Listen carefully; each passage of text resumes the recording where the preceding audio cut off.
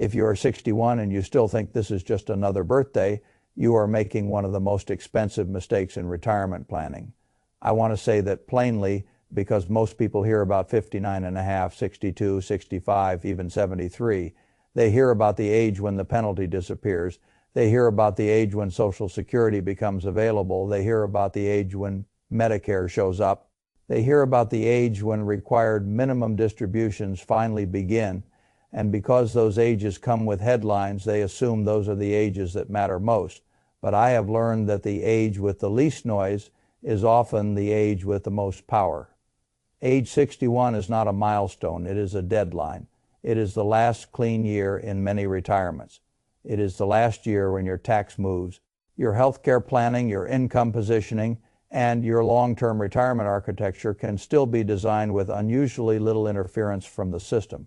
At 61, you are still the one setting the terms at 62, 63, and beyond. The system begins to answer back, and once it starts talking back, every decision becomes more crowded, more compromised, and more expensive.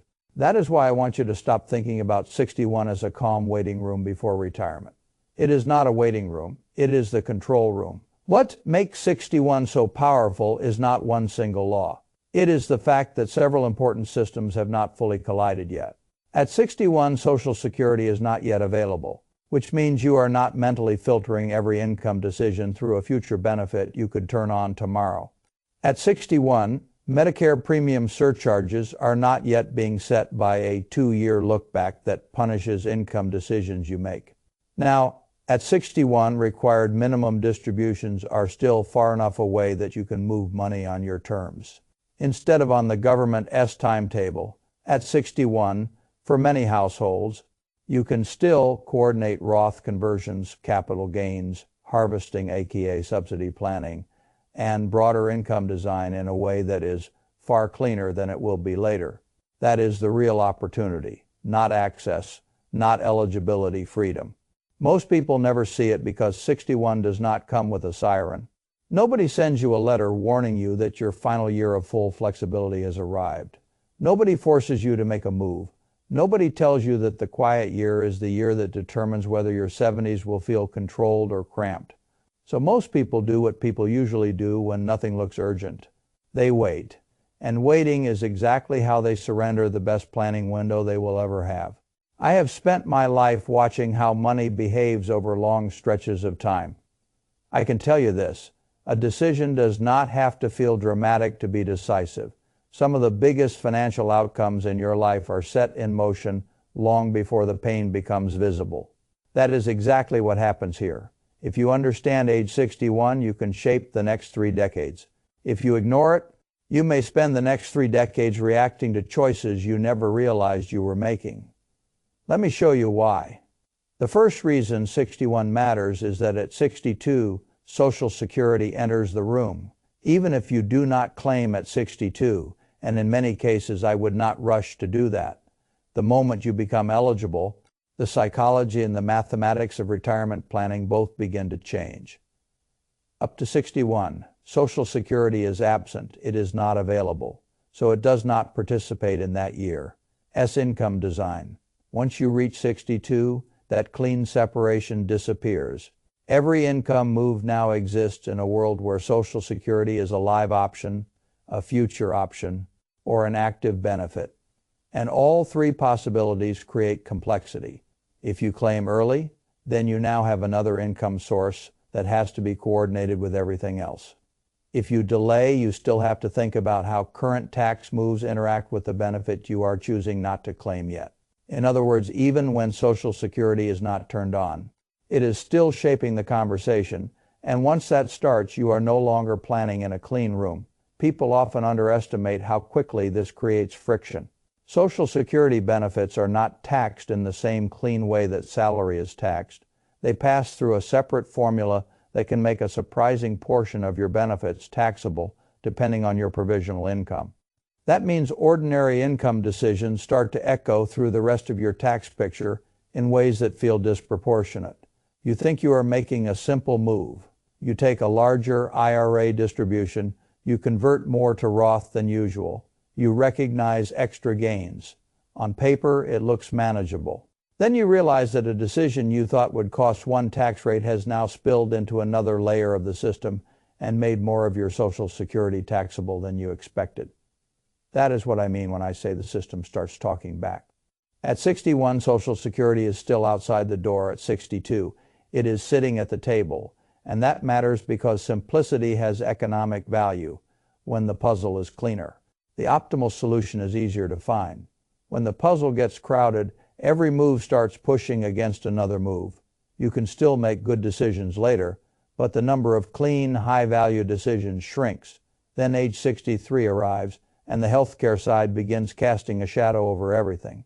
This is where many retirees get trapped without even realizing why.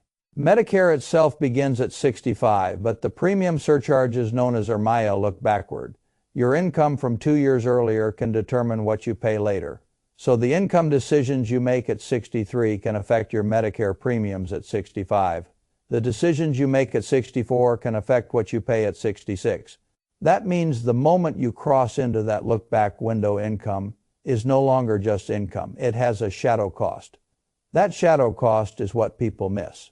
They look at a Roth conversion and ask what tax bracket it lands in. That is not enough. They look at realizing gains and ask what capital gains rate they will pay. That is not enough. Once IRMAA enters the picture, an income move can create a second bill that shows up later in the form of higher Medicare premiums for the same coverage. You do not get better health care. You simply pay more for it because a planning move from 2 years ago crossed a line, and these lines are not forgiving. Sometimes the threshold is crossed by $1, $1. That is all it takes for the surcharge tier to change. People hear that and think it sounds ridiculous, then it happens to them. So when I say 61 is powerful, I am not making a motivational point. I am making a systems point. A large Roth conversion at 6, the 1st of May, raised current taxes. Yes, but it does not drag future Medicare premiums into the calculation the way the same conversion can. Once you are inside the look-back years, a gain harvesting strategy at 61 can be coordinated with healthcare subsidies and your broader tax picture without the same Medicare penalty risk.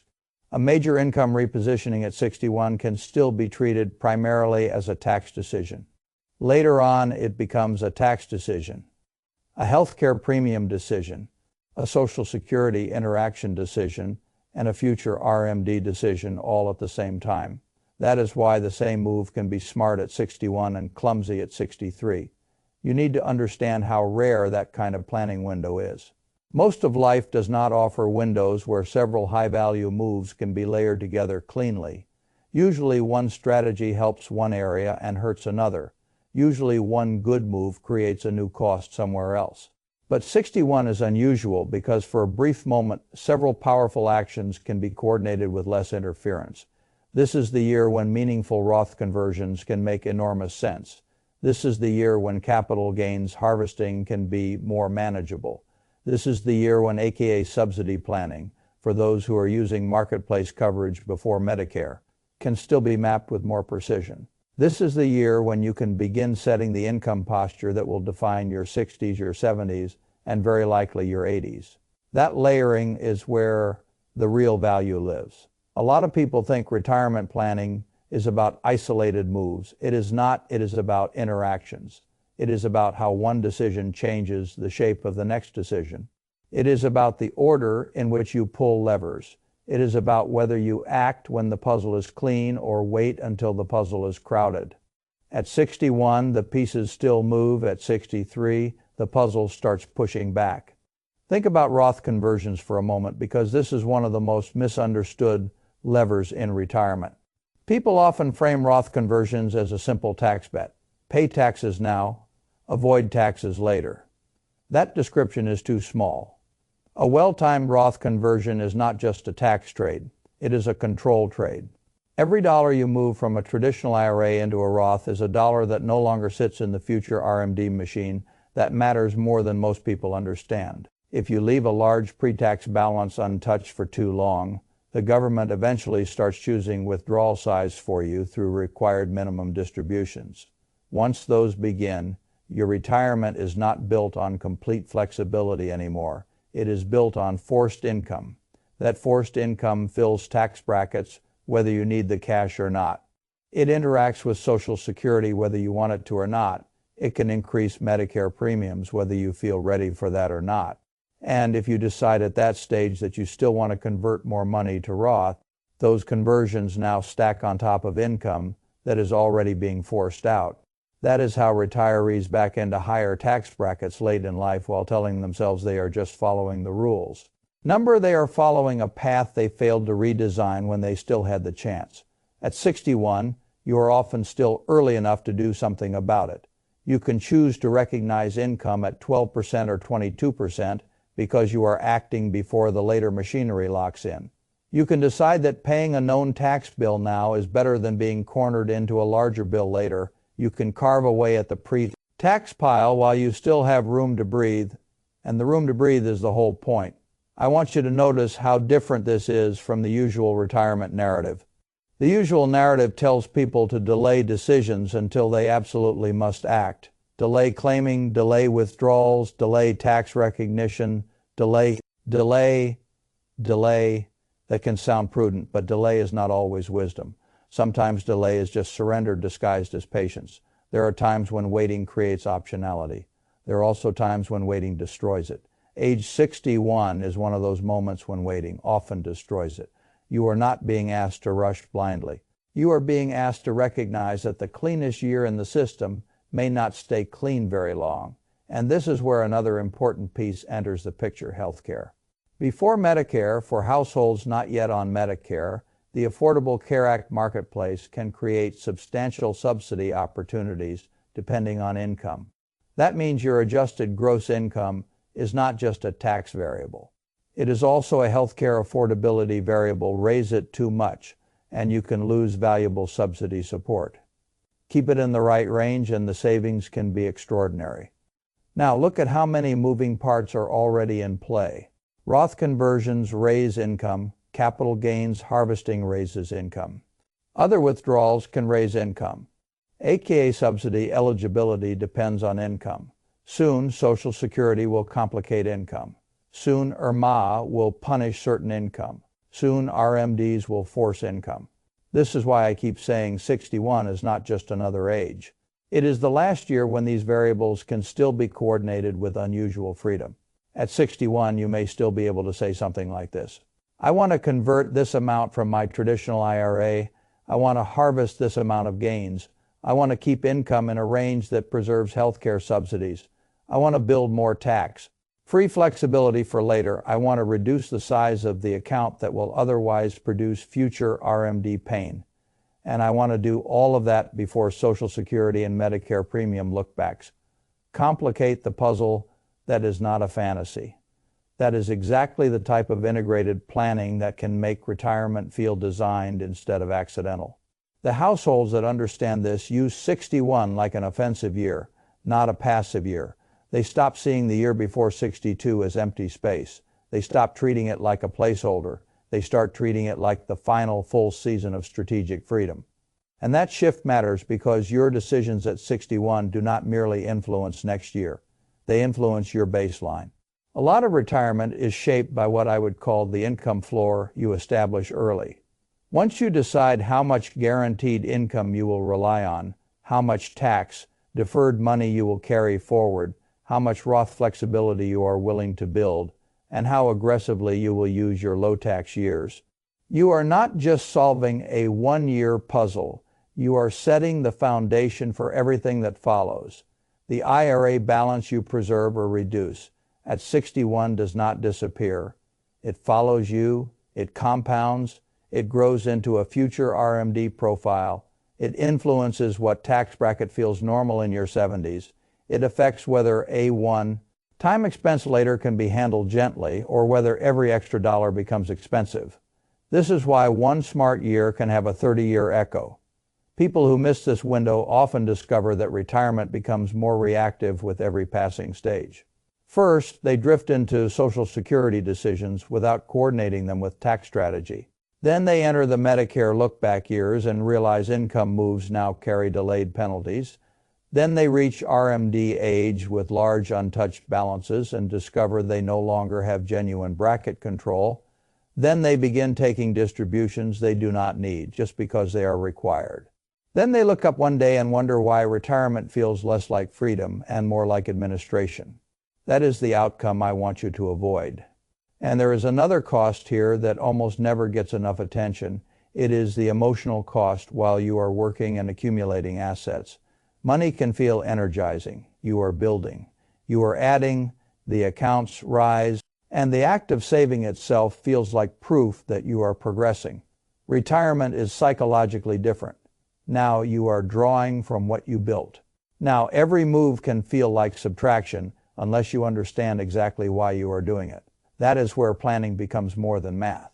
When a retiree knows that a Roth conversion at 61 reduced future RMD pressure, created tax-free reserves, improved life flexibility, and lowered the chance of future Medicare surcharges, that tax payment feels intentional.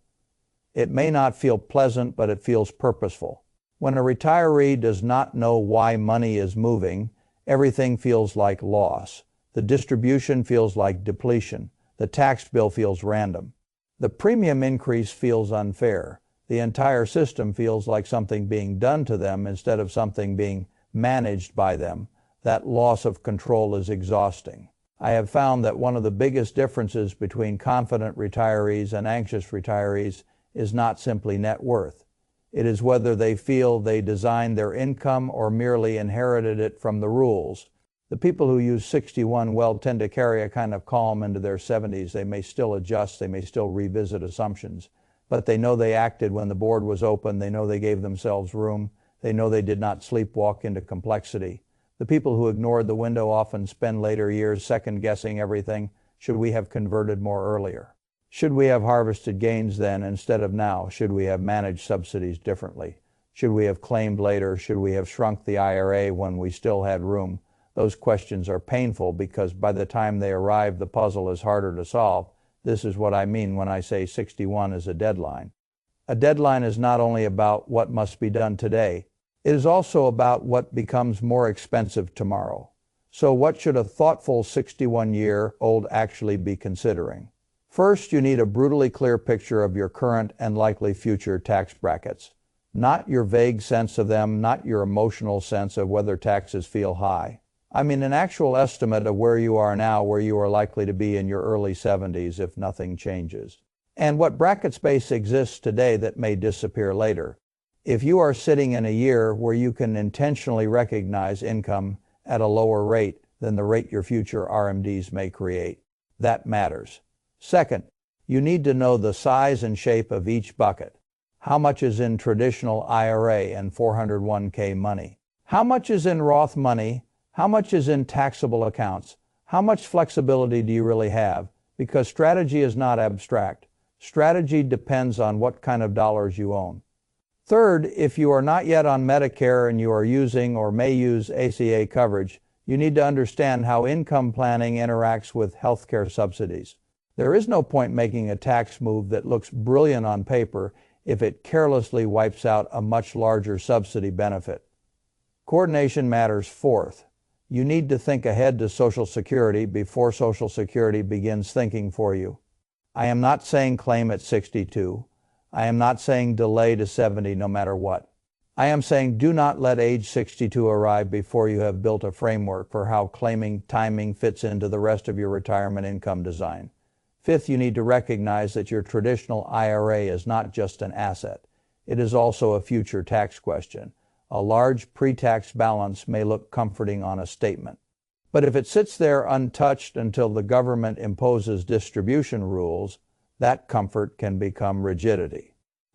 Sixth, you need to stop asking whether 61 feels urgent and start asking whether 61 is clean.